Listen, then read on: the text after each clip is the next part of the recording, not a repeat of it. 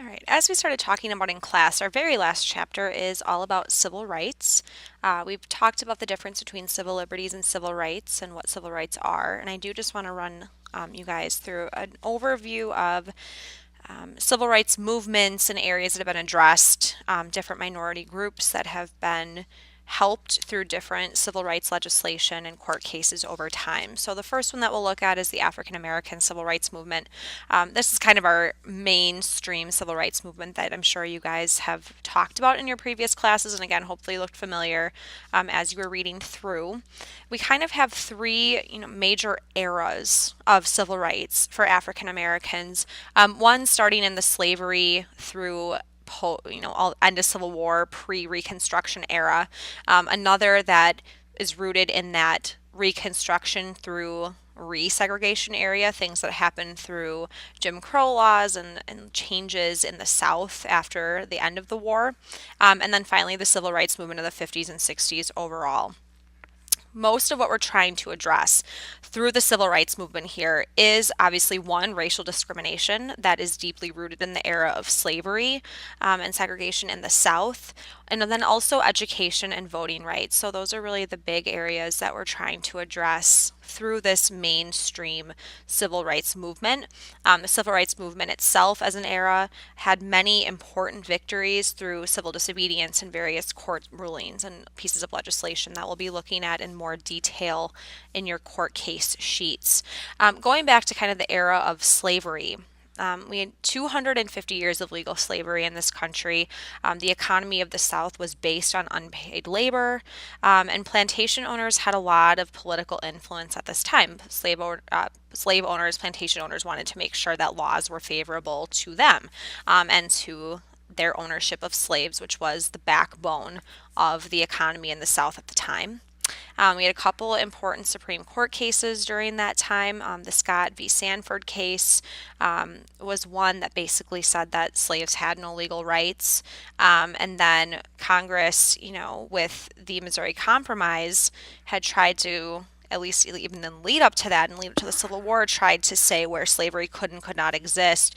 And Scott v. Sandford basically said that because you can take your property wherever you go, you can't really tell slave owners or people where slavery can and can't be. So that overturned the Missouri Compromise. With the end of slavery officially being abolished with the 13th Amendment, that was one of the major victories of that first major era of African American civil rights. Reconstruction was the period immediately following the Civil War. And really within the first 10 years of the war ending, because there was such strict federal control of the South, the southern states with military occupations, we had to make sure that they complied with Reconstruction laws. So there was actually quite a few African American men that held office at that time. Once Reconstruction kind of falls by the wayside, the North decides there's greater priorities, is really when we get that era, that wave of segregation, where society from birth till death, every aspect of the South becomes segregated based on Jim Crow laws, and it's going to take a lot of work to overturn those in the 50s and 60s. And then you have the KKK that's obviously there trying to enforce that as well. Plessy versus Ferguson is one of our big landmark Supreme Court cases where the separate but equal doctrine comes out of, and basically says, we can have separate facilities for black people and white people as long as they are equal in their condition. So that precedent is going to last until the early 1950s when it's overturned by a later Supreme Court case. Now, challenging education. Education really is kind of the key to equality of opportunity. And so civil rights advocates kind of started in education as the way to start challenging separate but equal. There was actually some challenges in higher education too. In Oklahoma State, students were forced to use separate desks and tables. Supreme Court said that colleges couldn't do separate accommodations based on race. So there was actually some successes at the higher education level before even Brown v. Board challenged at the elementary and secondary ed level. Brown v. Board, obviously a very important landmark Supreme Court case that overturns the Plessy versus Ferguson doctrine and says that separate is inherently unequal, at least in terms of public education at the elementary and secondary level. We also have this idea of de jure versus de facto discrimination. So de jure would mean that the discrimination is happening by law. De facto, it's happening kind of just by chance, and those two types of discrimination that exist. This is showing after Brown v. Board, the percentage of black students attending school with any white students in southern states. And if you notice, it takes quite a long time to see that number spike, and that's because you had a lot of schools in the South dragging their feet on integrating. 1960, 6 years after Brown, less than 1% of southern schools had desegregated. So then ushers in our third wave here of major era, I should say, and that's the civil rights movement, where you had both black and white activists using nonviolent civil disobedience, nonviolent direct action, through sit-ins, marches, other things, trying to change and challenge unjust laws in the United States, especially focusing on the South. They used television to publicize their marches, publicize actions, and really used it to raise the national consciousness and show, police brutality and segregated facilities and things like that.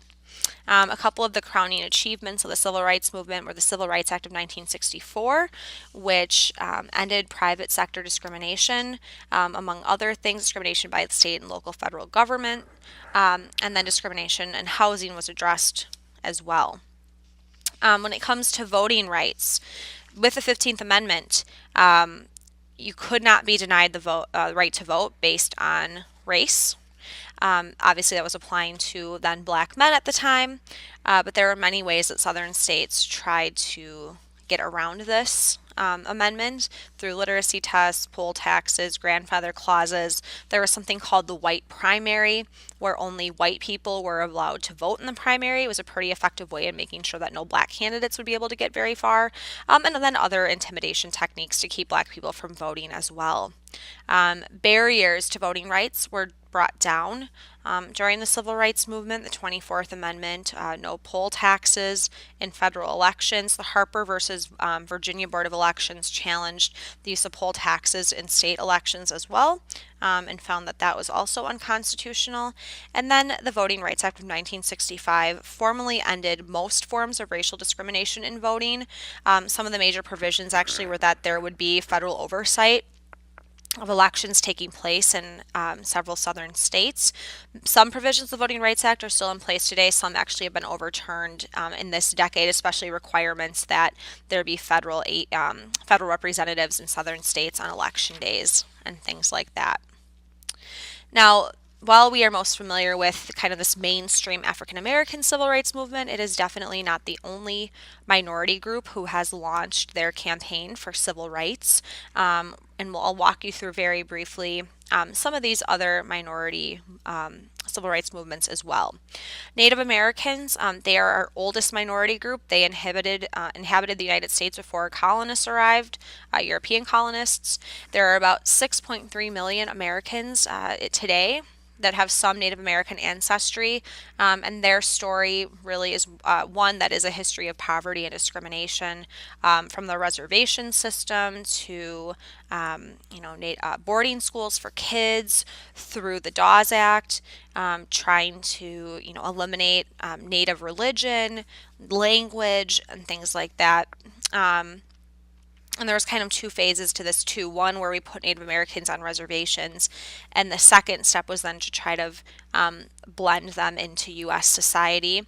There were later efforts in the 50s and 60s to fight against racial or the discrimination that they still had endured.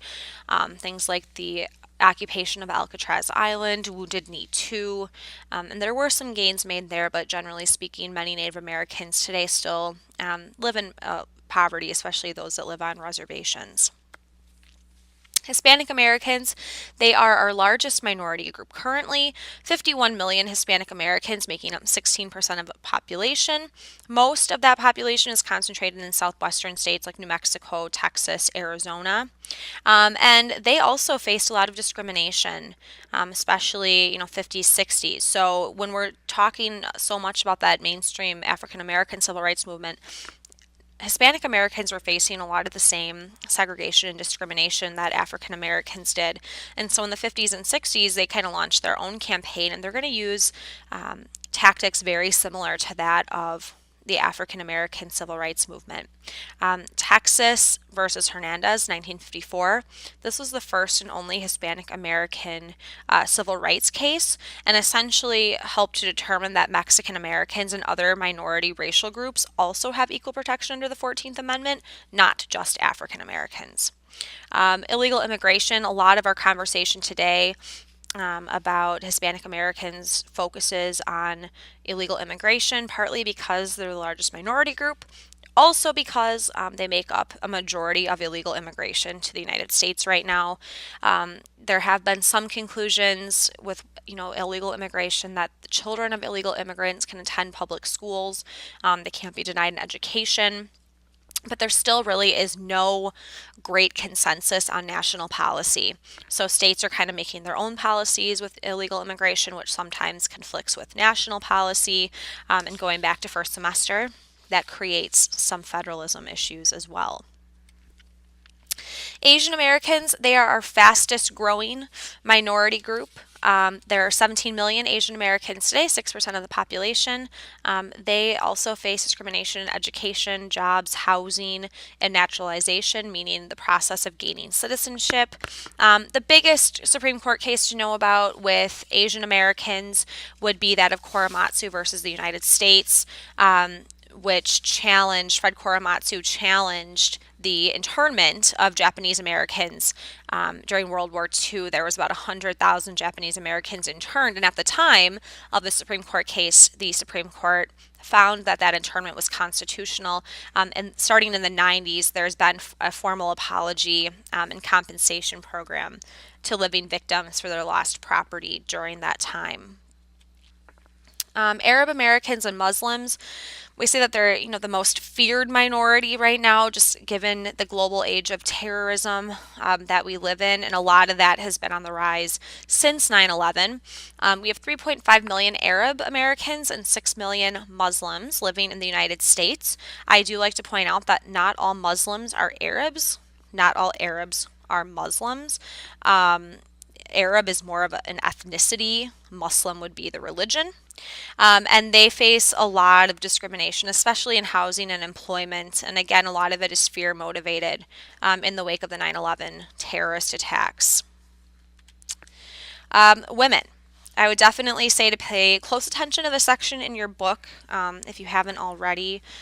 Just a few things that I'll talk about here with the women's suffrage movement and then the later women's liberation movement. One of the big things was the battle for the vote. And this started even back in 1848 when we had the Seneca Falls Convention that talked about the necessity of equal rights and the right to vote for women. And when we got to the 15th Amendment being debated, there was a lot of people who thought that the 15th Amendment should include, that you cannot be denied the right to vote based on not only race but also gender or sex. And unfortunately, that was not included at that time, and it will be 72 more years after the Seneca Falls Convention, about 50 years after the 15th Amendment, for the 19th Amendment to be passed, which will grant voting rights for women. Voting rights, the 19th Amendment, it was definitely a first step, but there was still a long way to go to reach full equality, and women still faced a lot of discrimination. After the 19th Amendment was passed, the next step was an amendment that would grant full equality for men and women through the Equal Rights Amendment. It was introduced for the very first time by Alice Paul in 1923, and it has been introduced in every session of Congress since then. The closest the Equal Rights Amendment ever came to being ratified was in 1972, when it fell 3 states short of ratification. So even today in 2018, we do not have an Equal Rights Amendment. There was kind of this rejuvenated feminist movement, women's liberation movement in the 60s and 70s. A lot of it grew out of the civil rights movement, where there's going to be a lot of court cases that try to challenge gender-based discrimination, whether it be wage discrimination. That is something that is still a hot topic today. Wage discrimination is still common. Women on average make about 77 cents to the dollar. There's been discussions about gender differences in the military, whether women should also be eligible for the draft, should there be another one. There are still some combat differences and duty differences between men and women. And then sexual harassment as well. So sexual harassment is forbidden by the Civil Rights Act of 1964, but it is still a problem both in the military and in workplaces today. And obviously there's been a lot of emphasis on sexual harassment in the workplace and in different industries that have come to light, especially in the past couple of years with the Me Too movement. And then equality in education. So Title IX is out of the Education Act of 1972 that prohibits gender discrimination in federally funded education programs, including athletics. So equal funding for both boys and girls sports, and then men and women's sports at the collegiate level as well. This is just a little timeline of different milestones in the women's suffrage kind of movement and then beyond. So women's suffrage, women's liberation, up to even present day.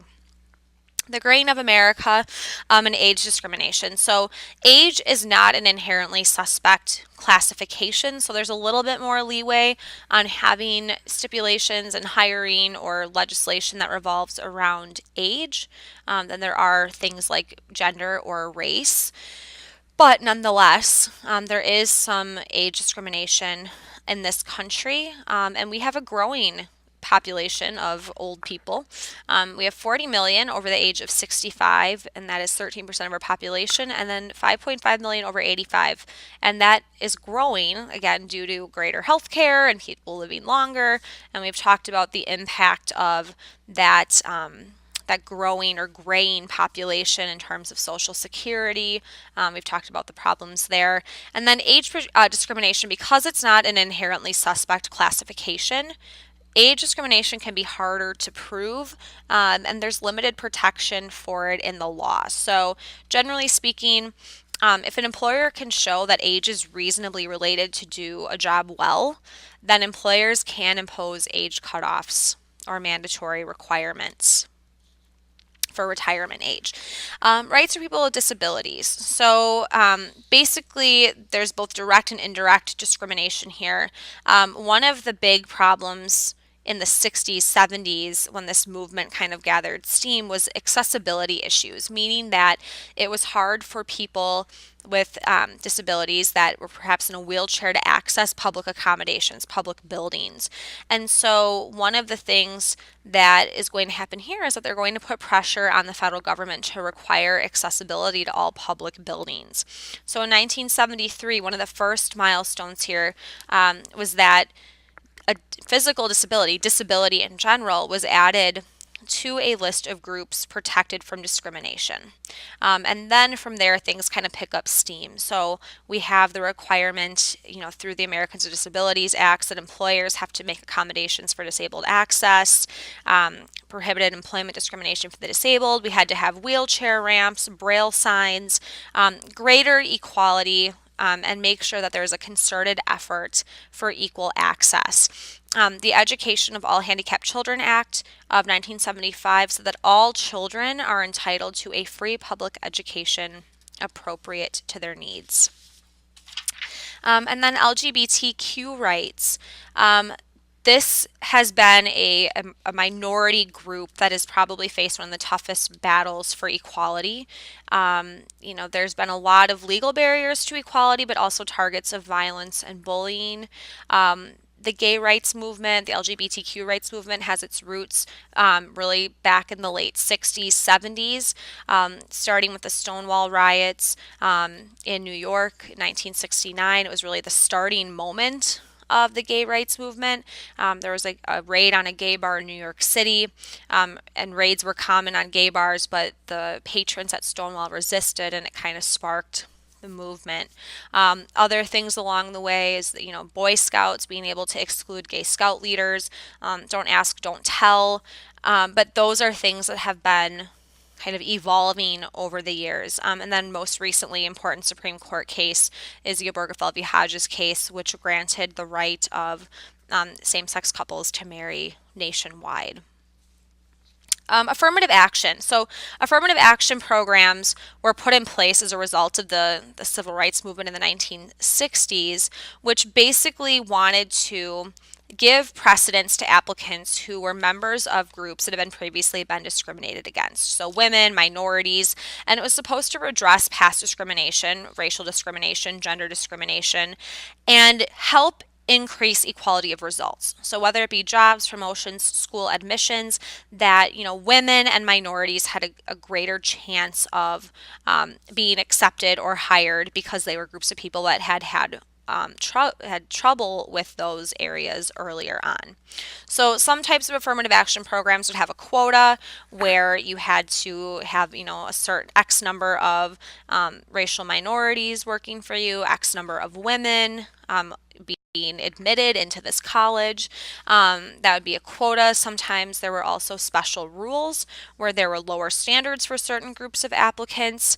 And it's controversial because there's sometimes the argument that it forces applicants from certain groups to be chosen over others who might be more qualified. It might be reverse discrimination, and that it kind of takes merit out of the decision making of admissions and hiring. So even today, there are still places, whether it be employers or colleges, that have affirmative action programs. They are still just as controversial today as they were back in the 60s. And unfortunately, overall, the court has been fairly inconsistent with their position on affirmative action, even today. And again, there are still Supreme Court cases in this decade dealing with affirmative action. The Regents versus University of California case I'll have you guys look at. But there are some cases that have said that affirmative action programs that favor minorities in some way, shape, or form are inherently suspect. And then we've seen really in the 90s, 2000s, that there are states that have started to ban affirmative action programs. California's Proposition 209, actually there was a vote by the citizens that they wanted to ban those affirmative action programs, and you guys will take a look at a couple more of those cases too. So this was a very quick crash course on kind of the history of civil rights, of very